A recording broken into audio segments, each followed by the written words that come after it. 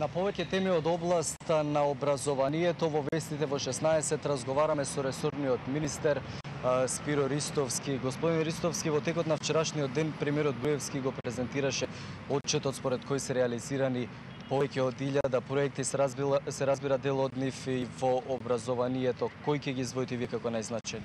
Јас најпрво би сакал да истакнам дека како одговорна влада и одговорно министерство секогаш сме биле максимално транспарентни во поглед на јавноста.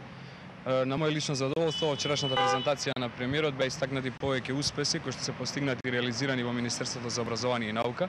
Министерството за образование и наука во овие помалку од 3, односно 2,5 години реализираше од 50 најавени, значи ветени проекти, реализираше 42, 5 се во фаза на реализација, а 3 се уште нереализирани, но логично и мандатот непланирано ни се прекина во оваа фаза. Но за мене уште позначајно е тоа што речиси половина од таа бројка, односно дополнителни 20 проекти кои што не беа ветени се комплетно реализирани и уште 2 се во фаза на реализација. Значи дополнителни 22 проекти кои што не беа ветени во програмата во делот на Министерството за образование и наука се во реализирани, односно 2 ќе бидат дополнително реализирани. Како ресорен министер сепак мислам дека би ги истакнал оние проекти кои што имаат најголемо влијание врз целокупната широка популација.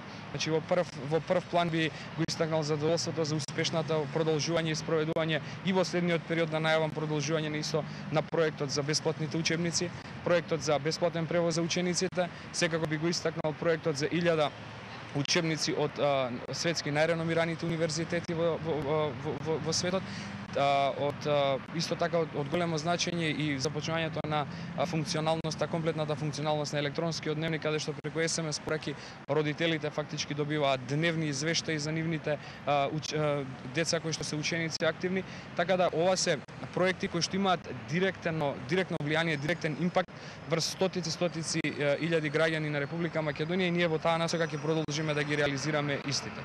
Околу проектот за изградба на училишните спортски сали, колку до сега се реализира?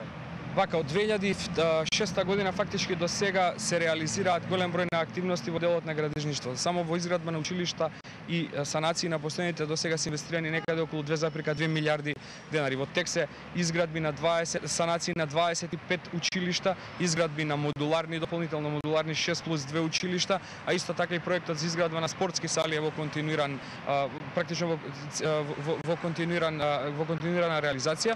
До сега се реализирани 39 спортски сали. Јас пред некој ден истакнав дека тоа ќе биде еден од најзначајните проекти во следниот период, затоа што евидентно е задоволството 35.000 ученици фактички со реализација на овие 39 сали до сега имаат достап до спортски објект како што никогаш претходно немале, а исто така тие се многу значајни затоа што истите може да се комерцијализираат за дополнителни спортски активности. Продолжи ли концептот за бесплатни учебници во следниот период?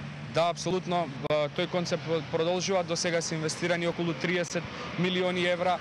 Де факто со овој проект значително е подобрена состојбата со учебниците на 280, приближно 300.000 ученици, но за нас исто така е многу значајно влијанието кое што овој проект го има врз семејствата, затоа што на еден начин тоа е многу значајно намалување на трошоците на домашниот буџет на отприлика околу 200.000 семејства кои што го користат и на еден начин го сеќаат бенефитот од реализацијата на проектот за бесплатни учебници.